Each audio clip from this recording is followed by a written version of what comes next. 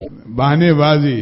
اب یہ آنا شروع کرتے ہیں جو سالکین، تو اب یہ دیکھتا ہے شیطان اور نفس کے یہ اب شارع اولیاء کی طرف بڑھ رہا ہے، تو اب اسے دو حملے کرتا ہے. یا تو دنیا کے چکروں میں اور دھن دولت کے چکر میں ڈال دیتا ہے، یا حسینوں اور حسن پرستی میں پھنسا لیتا ہے. ایک جگہ فرماتے ہیں کہ سالکین اللہ کسی اللہ والے کی صحبت سے اور تزکیہ نفس اور اصلاح نفس سے اور مجاہدہ کر تقوی اور گناہ سے احتیاط اور اجتنابت اس سے کرنے کے بعد اب گناہ چھوڑنے لگا. اب اس سالکین کے روحانی طور پر تیار ہو رہے ہیں. اب جب تیار ہونے ہیں، اب یہ عالم بالا اور اس کی روح پرواز کرے گی. اللہ تعالیٰ کا قرب اور نسبت اور تعلق مع اللہ اسے حاصل ہونے لگے گا. اب اس کو جو ہے شیطان اس کے پروں میں شہوت کا گوند لگا دیتا ہے، حسینوں کے چکر میں ڈال دیتا ہے.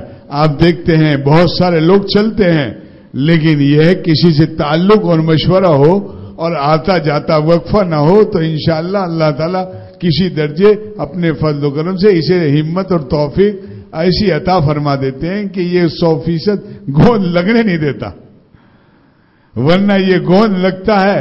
وہ اڑنے والے جو تھے وہ اتنی مجاہدے سے، یہ اسی لیے حضرت والا فرماتے تھے کہ مجاز کے عشق کا اتنا برا اثر ہوتا ہے اور گناہوں کا بھی اثر اور ضرر ہے، لیکن فرمایا کسی حسین یا حسینہ یا حسین کے عشق کے اندر جو پھنستا ہے یا اس فتنے میں مبتلا ہوتا ہے تو اس کا رخ جو قبلے کی طرف تھا، اس کا قلب اللہ تعالی کی طرف تھا، یہ 180 ڈگری سے انحراف کرتا ہے، یعنی تبدیل ہو کر پیٹھ اس طرف ہو جاتی ہے اور دل اس معشوق کی طرف ہو جاتا ہے.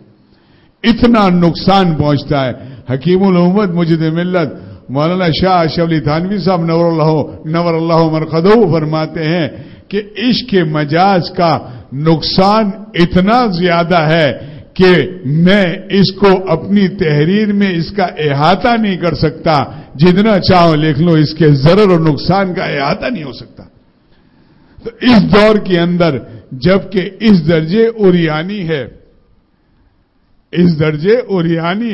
اور اس درجے سہولت ہے، یہ موبائل ہے، تو کس درجے روحانیت اور کس درجے اس کے لیے اصلاح اور کس درجے کوشش اور کتنی ہونی چاہیے.